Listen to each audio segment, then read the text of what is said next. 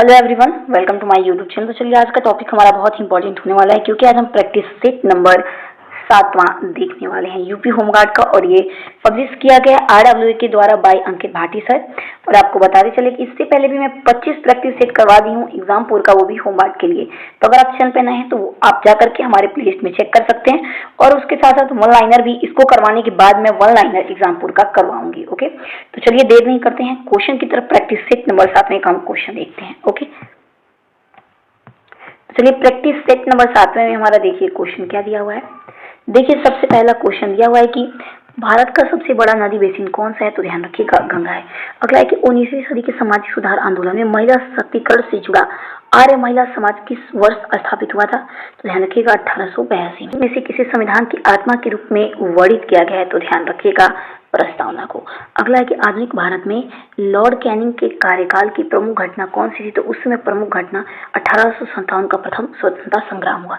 अगला कि स्वतंत्रता संग्राम में महिलाओं की सक्रिय भागीदारी गांधी जी ने किस आंदोलन से प्रमुख रूप से जोड़ी थी।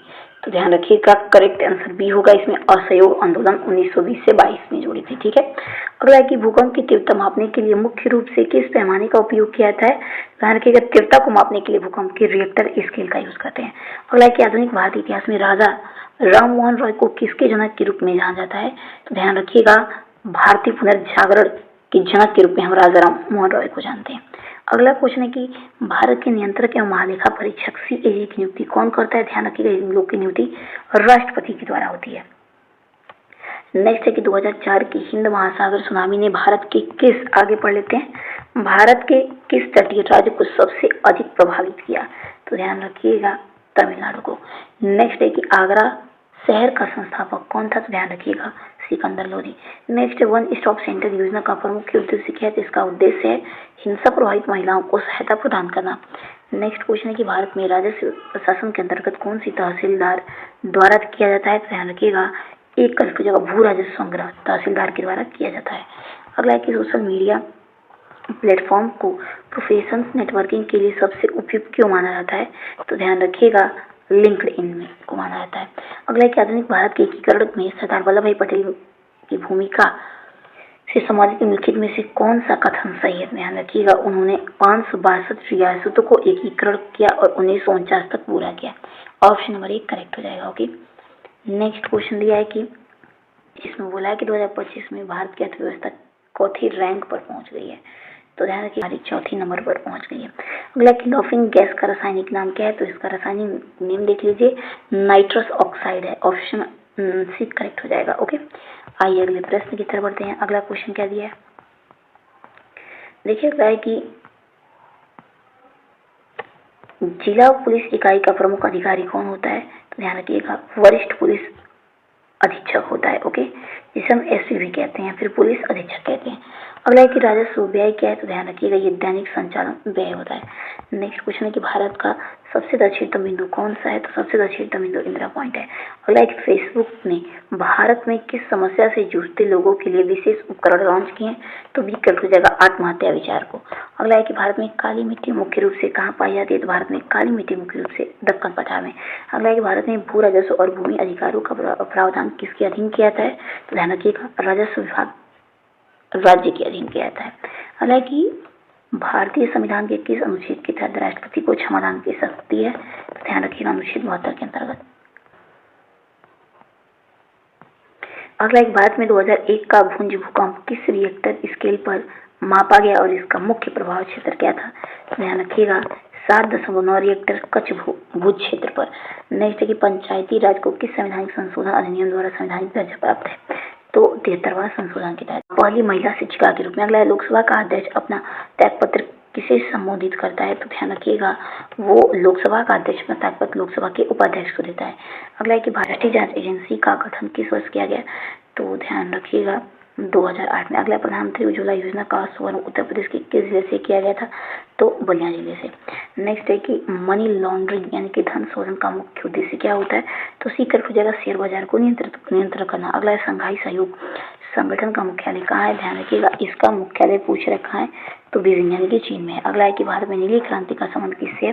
तो इस नीली क्रांति का संबंध मत्स्य यानी कि मछली उत्पादन से। अगला है कि नीति आयोग के पदेन अध्यक्ष कौन होते हैं? ध्यान रखिएगा प्रधानमंत्री होते हैं। नेक्स्ट है कि राष्ट्रीय सांख्यिकी दिवस भारत में प्रतिवर्ष किसकी याद में मनाते हैं? तो राष्ट्रीय सांख्यिकी दिवस हम लोग पीसी महालनोबिस के याद में मनाते हैं। ओके, अगला है कि निम्नलिखित में से किसमें लैक्टिक एसिड पाया जाता है? तो चलिए आइए देखते हैं कि निम्नलिखित में से किसमें लैक्टिक एसिड पाया जाता है। तो ध्यान रखिएगा दही में लैक्टिक एसिड पाया जाता है। अगला है कि भारत में मुद्रास्फीति को मापने के लिए मुख्य सूचकांक कौन सा है? तो ध्यान रखिएगा सीपीआई है। अगला क्वेश्चन है कि कर्मा लोक नृत्य उत्तर प्रदेश के किस क्षेत्र के जनजातियों के द्वारा मुख्य रूप से किया जाता है? तो ध्यान रखिएगा सोनभद्र और मिर्जापुर के द्वारा। अगला है कि भारत का सबसे लंबा समुद्री तट कौन सा है? तो ध्यान रखिएगा मरीना बीच है। नेक्स्ट है उत्तर प्रदेश की एक जनपद एक उत्पाद योजना के संदर्भ में कांच के बने बर्तन के लिए किस जिले का चयन किया गया? तो कांच के लिए ध्यान रखिएगा फिरोजाबाद को। अगला है कि फिलिप्स वक्र किन दो चरों के बीच का संबंध है? तो ध्यान रखिएगा मुद्रास्फीति और बेरोजगारी दर के बीच। अगला है कि मानव अधिकार संरक्षण अधिनियम 1983 के तहत राष्ट्रीय मानव अधिकार आयोग की जांच कर सकने वाली कार्यवाही का निम्नलिखित में से कौन सी शामिल नहीं है? तो इसमें से आपराधिक मुकदमा चलाना नहीं होगा। ओके, नेक्स्ट है कि 2011 की जनगणना के अनुसार निम्नलिखित में से किस राज्यों में से किस राज्य ने नकारात्मक जनसंख्या वृद्धि दर्ज की है? तो नकारात्मक ध्यान रखिएगा मिजोरम। ओके, नेक्स्ट है कि अंतर्राष्ट्रीय न्यायालय का मुख्यालय कहाँ है? तो इसका मुख्यालय ध्यान रखिएगा द हेग यानी कि नीदरलैंड में स्थित। न्यूनतम समर्थन मूल्य की सिफारिश निम्नलिखित में से कौन सी संस्था करती है? तो ध्यान रखिएगा इसका ऑप्शन नंबर कौन सा करेक्ट हो जाएगा देख लेते हैं। तो देखिए सी करेक्ट हो जाएगा, ऑप्शन नंबर सी को करेक्ट कर देंगे, कृषि लागत और मूल्य आयोग करती है। अगला है कि प्रचंड बेरोजगारी मुख्य रूप से किस क्षेत्र में पाई जाती है? तो ध्यान रखिएगा ये कृषि क्षेत्र में। अगला निम्नलिखित में से कौन सा विटामिन जल में घुलनशील है? तो विटामिन सी है। नेक्स्ट उत्तर प्रदेश के किस जिले में यूरेनियम के सीमित भंडार मिलते हैं? तो यूरेनियम सबसे सीमित भंडार ललितपुर में मिलता है। नेक्स्ट क्वेश्चन है कि बुल और बियर शब्द निम्नलिखित में से किस क्षेत्र से संबंधित है? तो बुल और बियर सी करेक्ट हो जाएगा शेयर बाजार से। अगला प्रकाश वर्ष किसकी इकाई है? ध्यान रखिएगा दूरी की है। ओके, नेक्स्ट क्वेश्चन है हर्षवर्धन की राज्यसभा के कवि कौन थे? तो ध्यान रखिएगा बारहवटे। अगला भारतीय अर्थव्यवस्था के प्राथमिक क्षेत्र का मुख्य योगदान किसमें है? तो मुख्य योगदान कृषि और खनन में है। अगला है कि ध्वनि की तीव्रता को मापने के लिए किस इकाई का प्रयोग करते हैं? तो डेसिबल का। अगला भारत में निर्मित परम क्या है? ध्यान रखिएगा परम सुपर कंप्यूटर है। ओके, आइए अगले प्रश्न की तरफ बढ़ते हैं। अगला क्वेश्चन बैंकिंग में एनपीए का पूर्ण रूप क्या होता है? तो इसका पूर्ण रूप याद रखिएगा नॉन परफॉर्मिंग एसेट होता है। अगला है कि मानव शरीर की सबसे बड़ी ग्रंथि कौन सी है? तो ध्यान रखिएगा मानव शरीर की सबसे बड़ी ग्रंथि यकृत है। नेक्स्ट है इनविजिबल ट्रेड का अर्थ क्या है? तो इसका अर्थ होता है सेवाओं का व्यापार। ओके, आइए अगले प्रश्न की तरफ बढ़ते हैं। अगला हमारा क्वेश्चन क्या दिया हुआ है देखते हैं। देखिए क्वेश्चन है कि पेंसिल में प्रयुक्त होने वाला काला शीशा वास्तव में क्या होता है? तो ग्रेफाइट होता है। अगला सोशल मीडिया मॉनिटरिंग के लिए किस राज्य ने प्रोजेक्ट शुरू किया है? तो ध्यान रखिएगा बी करेक्ट हो जाएगा महाराष्ट्र ने। अगला क्वेश्चन है कि इको मार्क प्रतीक निम्नलिखित में से किससे संबंधित है? तो ये पर्यावरण के प्रति अनुकूल सामग्री से। अगला उत्तर प्रदेश में चरकुला नीति किससे संबंधित है? तो चरकुला ब्रजभूमि से है। नेक्स्ट क्वेश्चन है कि वामपंथी उग्रवाद से निपटने के लिए गृह मंत्रालय द्वारा से शुरू किया गया बहुआयामी दृष्टिकोण का नाम क्या है? तो इसका नाम है समाधान। अगला प्रसिद्ध भारतीय तेज गेंदबाज भुवनेश्वर कुमार वर्तमान आईपीएल 2025 किस आईपीएल टीम का हिस्सा थे या फिर हिस्सा है? ध्यान रखिएगा ये थे रॉयल आरसीबी का, रॉयल चैलेंजर्स बेंगलुरु के। नेक्स्ट भारत में विदेशी मुद्रा भंडार का संरक्षक कौन है? तो ध्यान रखिएगा इसका संरक्षक आरबीआई होता है, रिजर्व बैंक ऑफ इंडिया। अगला भारत की किस राज्य में शहरी जनसंख्या सर्वाधिक प्रतिशत है? सर्वाधिक है इसमें, तो ध्यान रखिएगा डी गोवा में है। नेक्स्ट पंडित रविशंकर जी ने भारत रत्न से सम्मानित किया गया उत्तर प्रदेश के किस शहर से संबंधित है? तो पंडित रविशंकर हमारे यूपी के, ध्यान रखिएगा वाराणसी से संबंधित है। अगला उत्तर प्रदेश के बटेश्वर मेला का आयोजन मुख्य रूप से किस जिले में आयोजित किया जाता है जो अपनी पशु प्रदर्शनी के लिए प्रसिद्ध है? तो उत्तर प्रदेश का बटेश्वर मेला यूपी में कहाँ लगाया जाता है? ध्यान रखिएगा आगरा में। ओके, आइए अगले प्रश्न की तरफ बढ़ते हैं। अगला क्वेश्चन क्या है हमारा? देखिए क्वेश्चन दिया हुआ है कि भारतीय अर्थव्यवस्था में तरलता जाल की स्थिर कब उत्पन्न होती है? तो ध्यान रखिएगा करेक्ट आंसर सी हो जाएगा जब ब्याज दरें अपनी न्यूनतम दरों पर होती हैं और लोग नकद रखना पसंद करते हैं। लेकिन इनके कदमों पर क्या करना है? तो विचार करना है। तो देखिए इसमें राइट आंसर डी हो जाएगा यानी कि पहला, दूसरा, तीसरा सभी सही हो जाएंगे। तो एक बार देख लेते हैं। तो देखिए 2011 की जनगणना में भारत का बाल लिंगानुपात 0 से 6 वर्ष 919 था और दमन और दीव का लिंगानुपात सबसे कम 618 था। पुडुचेरी का लिंगानुपात संघ राज्य क्षेत्रों में सबसे अधिक था, 1037 था। अगला है कि पंडित भीमसेना जोशी किस घराने से सुप्रसिद्ध गायक हैं? तो भीमसेना, ध्यान रखिएगा, किराना घराना। अगला है गिफिन वस्तुओं के संदर्भ में निम्नलिखित में से कौन सा कथन सही है? तो ध्यान रखिएगा, सी करते हैं, कीमत बढ़ने पर इनकी मांग क्या हो जाती है? बढ़ जाती है। अगला है कि अभ्युदय योजना का प्राथमिक उद्देश्य किससे है? तो ध्यान रखिएगा, सी करके प्रतियोगी परीक्षाओं के लिए कर रहे छात्रों को मुफ्त कोचिंग प्रदान करना। अगला है कि उत्तर प्रदेश में किस शहर को उत्तर भारत का मैनचेस्टर कहा जाता है? तो ध्यान रखिएगा, कानपुर को। अगला पैरालंपिक खेलों में स्वर्ण पदक जीतने वाली प्रथम भारतीय महिला खिलाड़ी कौन है? तो ध्यान रखिएगा, अवनी लेखरा है। अगला क्वेश्चन है कि पुलिस मंथन 2025 में लॉन्च किए गए यक्स ऐप का मुख्य उद्देश्य क्या है? तो ध्यान रखिएगा, बी करेक्ट हो जाएगा, अपराधी डेटाबेस और एआई निगरानी है। नेक्स्ट क्वेश्चन है कि उत्तर प्रदेश का सबसे पुराना विश्वविद्यालय कौन सा है? तो यूपी का सबसे पुराना विश्वविद्यालय, ध्यान रखिएगा, इसमें बी करेक्ट हो जाएगा हमारा, इलाहाबाद विश्वविद्यालय। अगला है कि विद्या वाहिनी योजना का मुख्य उद्देश्य क्या है? इसका मुख्य उद्देश्य कंप्यूटर शिक्षा का बढ़ावा देना। नेक्स्ट क्वेश्चन है कि पंकज अडवाणी किस खेल के IBSF विश्व बिलियर्ड्स चैंपियन है? ध्यान रखिएगा, बिलियर्ड्स के। अगला है कि निम्नलिखित कथनों पर क्या करना है? तो विचार करना है। तो देखिए इसमें ऑप्शन नंबर हमारा डी करेक्ट हो जाएगा। जैसे पहला, दूसरा और तीसरा तीनों क्या हो जाएंगे? सही। तो देखिए एक बार देख लेते हैं।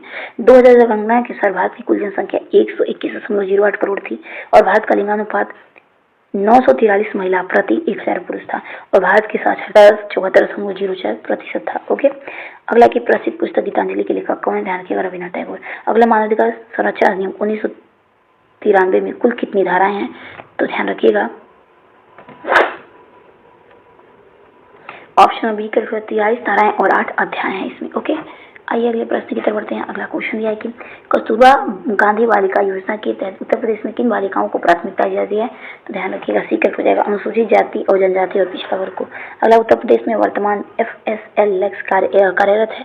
तो ध्यान रखिएगा, इसमें राइट आंसर हमारा कौन सा हो जाएगा? बी करेक्ट हो जाएगा, 12 है। ओके। नेक्स्ट क्वेश्चन है कि 2025 में भारत में सबसे तेज 100 मीटर धावक कौन बने जिन्होंने 10.18 सेकंड का नया और राष्ट्रीय रिकॉर्ड बनाया? तो ध्यान रखिएगा, अनिमेश कृजूर बने। अगला है कि निम्नलिखित कथनों पर क्या करना है? तो विचार करना है। तो आइए देखिए, निम्नलिखित कथनों पर क्या करना है? विचार करना है। इसमें भी डी करेक्ट हो जाएगा, जो पहला था ऑप्शन वो भी हमारा सही हो जाएगा और दूसरा तीसरा भी सही होंगे। तो चलिए एक बार दूसरा तीसरा भी देख लेते हैं। उत्तर प्रदेश सबसे अधिक जनसंख्या वाला राज्य 19.8 करोड़ थी 2011 के जनगणना के अनुसार। ओके। महाराष्ट्र दूसरा और बिहार तीसरा सबसे अधिक जनसंख्या वाला राज्य बना। अगला है कि यानी कि वायरलेस टेलीग्राफी के क्षेत्र में किस वैज्ञानिक का महत्वपूर्ण योगदान रहा? तो वी के उपचार जगदीश चंद्र बसु का। अगला है 2011 जनगणना के अनुसार भारत सबसे कम साक्षरता वाला जिला कौन सा था? ध्यान रखिएगा, भारत का सबसे कम साक्षरता वाला जिला अलीराजपुर, जो कि मध्य प्रदेश में पड़ता है। ओके। आइए नेक्स्ट क्वेश्चन देख लेते हैं। अगला क्वेश्चन है कि राष्ट्रीय मतदान दिवस कब मनाया जाता है? तो इसे हम मनाते हैं 25 जनवरी को। अगला प्रोजेक्ट अलंकार योजना उत्तर प्रदेश के किसका कायाकल्प करने के लिए शुरू किया गया? तो 88 का भी हो जाएगा, यानी कि सरकारी माध्यमिक विद्यालय का। अगला क्वेश्चन देख लेते हैं। नेक्स्ट क्वेश्चन है कि सफेद सोना किस फसल को कहा जाता है? ध्यान रखिएगा, सफेद सोना हम कपास को कहते हैं। अगला उत्तर प्रदेश में सुरहा ताल पक्षी अभ्यारण्य कहाँ स्थित है? सुरहा ताल, ध्यान रखिएगा, बलिया में है। नेक्स्ट है उत्तर प्रदेश पुलिस प्रशासनिक व्यवस्था के संबंध में निम्नलिखित कथनों पर क्या करना है? तो विचार करना है। देखिए इसमें हमारा इसमें कौन सा करेक्ट हो जाएगा? तो सी एकदम करेक्ट होगा। ओके, यानी कि दोनों कथन सही है, पहला और दूसरा दोनों ही। तो एक बार दोनों कथन पर चर्चा कर लेते हैं। देखिए उत्तर प्रदेश पुलिस का नेतृत्व पुलिस महानिदेशक DGP द्वारा लखनऊ मुख्यालय से किया था, ये भी सही है। और राज्य को 8 पुलिस जोनों में विभाजित किया गया, ध्यान रखिएगा, जिनका पर्यवेक्षण ADG स्तर के अधिकारी करते हैं। ओके। अगला है कि उबेर कप किस खेल से संबंधित है? ध्यान रखिएगा, उबेर कप ये बैडमिंटन से। अगला प्रधानमंत्री मोदी द्वारा लिखित पुस्तक निम्नलिखित में से कौन सी है? तो ये ध्यान रखिएगा, एग्जाम वॉरियर मोदी जी के द्वारा लिखा गया। अगला है कि उत्तर प्रदेश में मिड डे मील मध्याह्न भोजन योजना की शुरुआत किस वर्ष की गई थी? तो इस योजना की शुरुआत ध्यान रखिएगा 1995 में की गई थी। आइए अगला प्रश्न देख लेते हैं। अगला क्वेश्चन है कि अगले अपराध की सूचना किस रूप में दर्ज होती है? ध्यान रखिएगा, नॉन कॉन्जिबल रजिस्टर NCR में, ठीक है। अगला है कि एजेंडा 21 का संबंध किससे? तो इसका संबंध रियो सम्मेलन से, यानी कि पृथ्वी सम्मेलन से। अगला है कि अनब्रेकेबल किसकी पुस्तक है? तो ये पुस्तक है, ध्यान रखिएगा, मैरी कॉम की। अगला राष्ट्रीय महिला आयोग के वर्तमान में अध्यक्ष कौन है? इसके वर्तमान में अध्यक्ष विजय किशोर राहटकर है। नेक्स्ट क्वेश्चन है कि प्रशांत और रिंग ऑफ फायर का संबंध मुख्य रूप से किससे है? तो इसका संबंध डी कर जगह ज्वालामुखी और भूकंपों से। अगला है कि एंडी मरे किस खेल से के लिए प्रसिद्ध खिलाड़ी हैं? तो एंडी मरे ये ध्यान रखिएगा टेनिस से। के खिलाड़ी हैं। तो चलिए दोस्तों, मिलते हैं अपने अगले वीडियो में। वीडियो पसंद आए तो प्लीज़ अधिक से अधिक लाइक सब्सक्राइब जरूर करेगा। तब तक के लिए अपना ध्यान रखिए। आप जय हिंद, जय भारत।